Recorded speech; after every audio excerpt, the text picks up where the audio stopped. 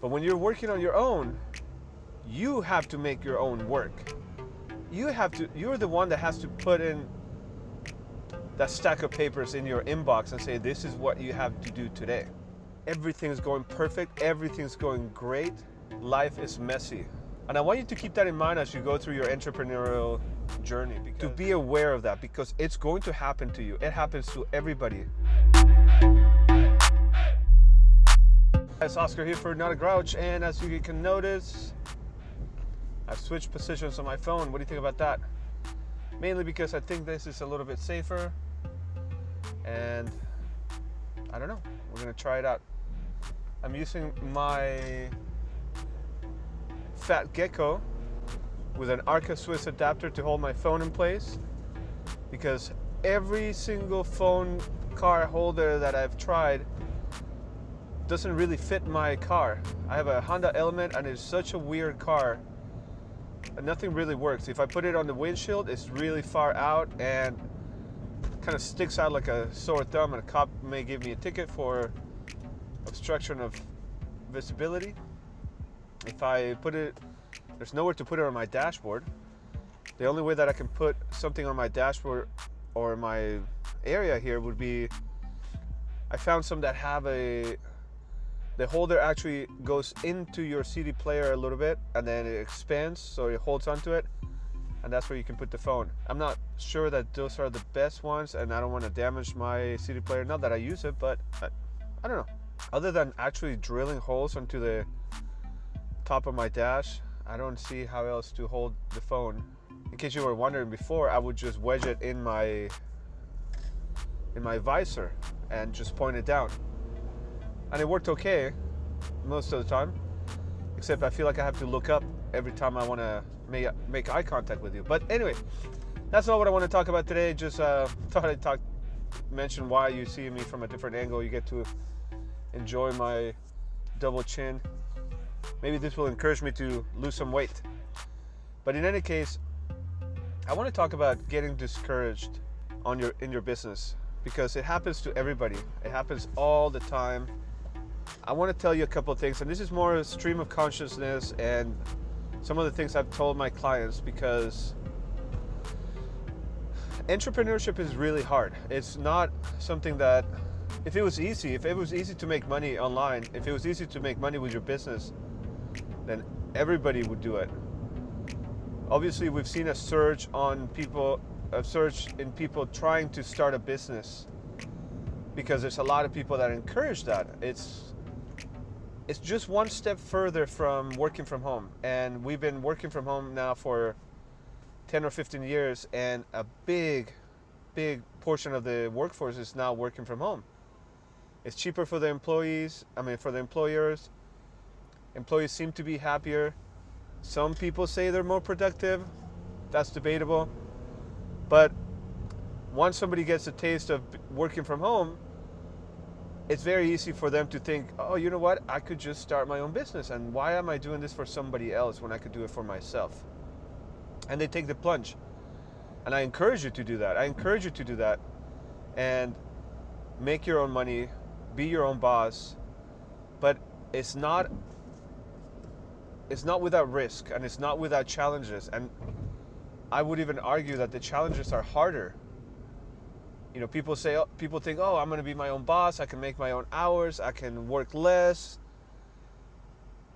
And well, you can do that, but at the same time, you now are the sole person responsible for your income. You can't just show up, for example, and get paid. You have to do the work. And the worst part about it is that our expectations tend to be a little bit different than reality. Sometimes we expect, oh, you know what? I see what my company charges. If I just get 2 clients like this every month or every other week or whatever it may be, then I'm going to be just fine. I'm going to make great money. But a lot of people don't take into account their current living expenses.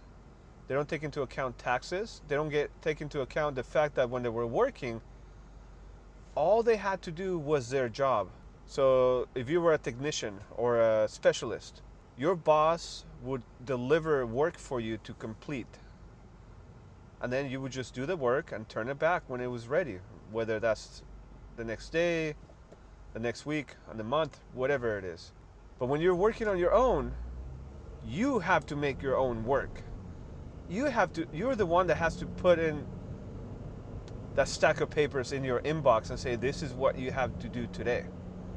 And for a lot of people, that's just something that it doesn't get taught in school. Even people with MBAs. I've coached people with MBA degrees, and they have no idea how to generate business. They have no idea how to develop a product. They have no idea how to create a marketing strategy. So even those people that go to school for a business degree sometimes don't know how a business works or how to actually put the theory that they learn into practice. And that can do a couple of things that are detrimental to you and to your entrepreneurial spirit. One, it will hurt your ego to realize, maybe I'm not as good as I thought I was. Maybe I shouldn't have done what I did. That's number one. And egos hurt. You have to learn to detach yourself from that. Focus in reality. Focus in the goal that you have set for yourself and strive for that, because it's similar to the whole premise of sticks and stones, right? When you're a kid, a teenager, even a young adult, a lot of people are mean. A lot of people are just bully. And you think, oh man, that's mean. But guess what? They're just words, right? Words, sticks and stones. Words should not hurt you, but they will. But the more you get exposed to those, the more you learn to deal with them and to really just let them roll off your back. So somebody calls you names, you can either snap back and call them something, and basically you don't get bothered by it. Maybe for a little bit. If you're never exposed to that, the first time that someone's mean to you, it's devastating.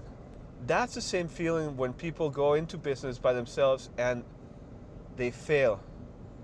And the failure can happen on day one, or the failure can happen on year number 5. If you make it past year number 5, you're doing okay. But don't get comfortable and don't believe that you are invincible, that you don't have to put in the work. No matter what happens. I mean, life, I was just talking to somebody a few minutes ago about, some issues she's going through.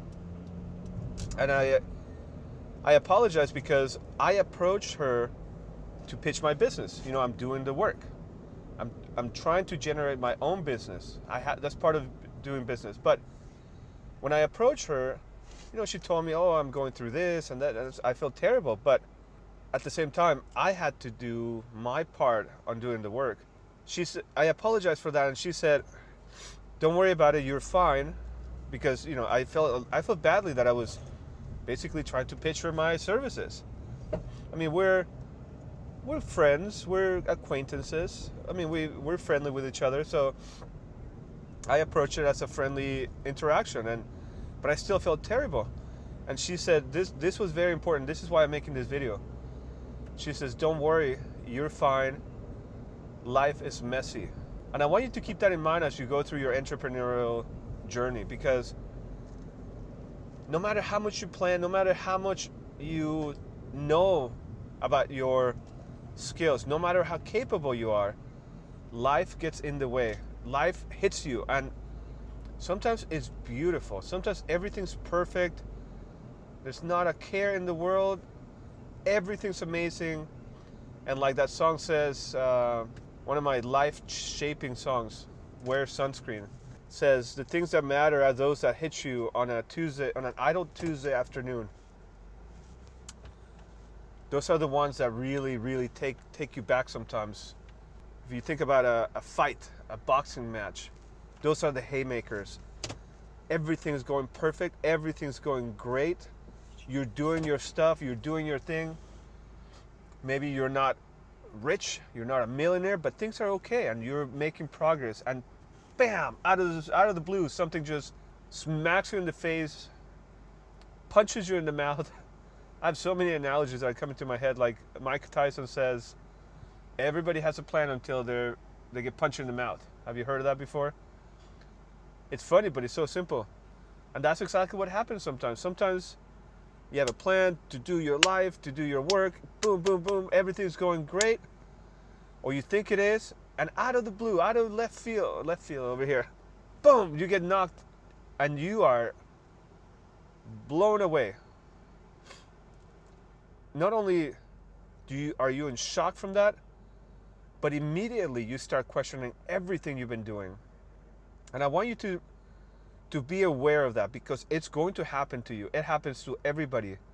Every single entrepreneur I've talked to, every entrepreneur I follow online, the big ones, Grant Cardone, Gary Vee, Tim Ferriss, all of them have expressed at one point or another how sometimes they get knocked down. And what do? You can't let that take you back. You can't let that deter you, because that's just part of life. Life gets messy. So just wanted to give you that message, and I hope that you take it to heart. I know this is not going to be one of the more popular videos that I have, but if it helped you, please give it a like. Leave me a comment. Tell me what you felt about this train of thought, and if you've experienced this, I would love to hear it. Leave me a comment down below. If you're new around here and you want to hear more of my conversations, technical tips, advice, and stuff like that, hit the subscribe button and the bell icon. Otherwise, you won't be notified. More than anything, I want to hear back from you. So if you could leave me a comment, I would really appreciate it. And if you think that somebody else may be advantage of this video, of the content I put out in this video, share that video with them. Send it to them with an email, and a tweet. Doesn't matter, however you want. I would really appreciate it. And until next time, have a great day. Talk to you later.